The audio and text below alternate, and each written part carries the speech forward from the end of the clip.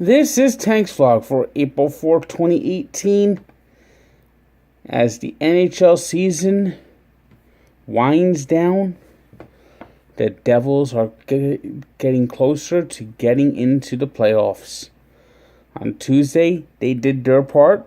They went out and they absolutely kicked the ever-loving crap out of the New York Rangers. 5-2 win.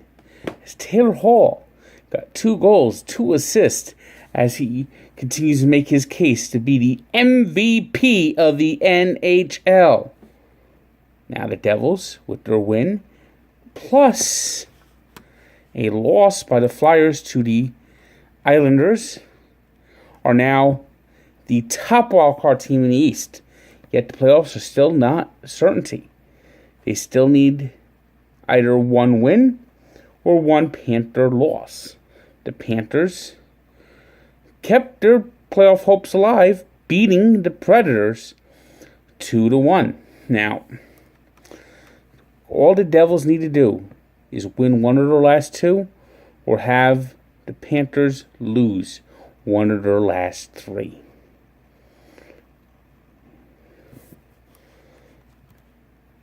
Now, everything is getting so tight right now in the NHL.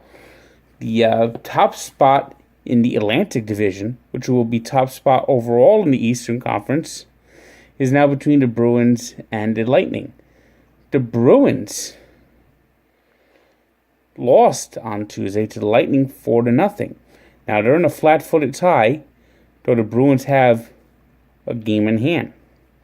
So basically, if the Bruins win out, they get the top spot, and they have 2 or 3 games against the Panthers. So we're going to have some very interesting hockey.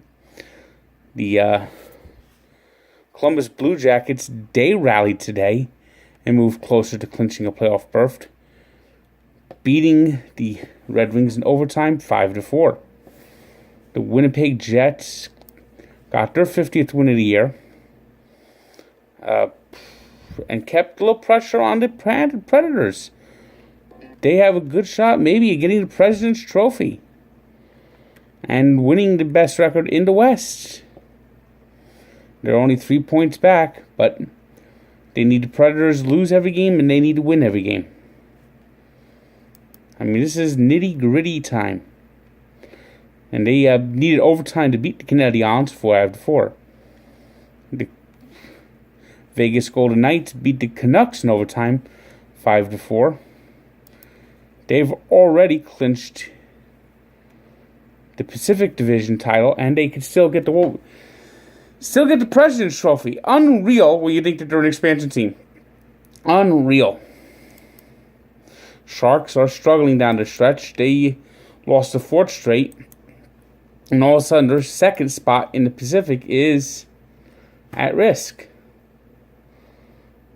So everything in hockey is just coming down to the stretch.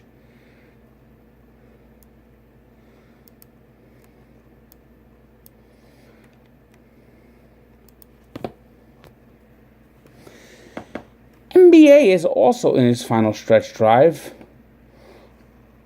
Though not quite as interesting as the NHL. After a night off 40 to get out of the way of the NCAA Tournament Championship, the Cavaliers delivered a big win and a big message to the Raptors, winning 112-106. Raptors are not playing too well as of late. They've split the last 10 games, and the door is open for the Celtics if they can get in. But tonight they didn't help themselves. They lost to the Bucks 106-102. The Bucks currently hold the last playoff spot, and basically it looks like that race is all over. We already know who the 8 teams will be representing the Eastern Conference. The West is where things are interesting, as 3 games separate 4th from 10th in the Western Conference playoffs chase. Now remember, only 8 teams get in.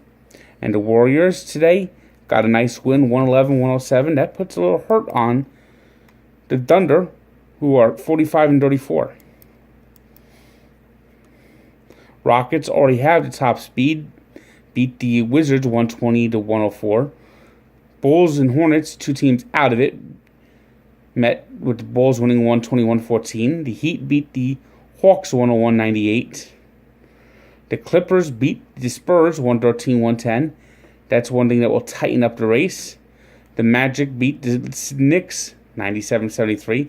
That should help the Knicks in the draft lottery. The 76ers beat the Nets 121-95.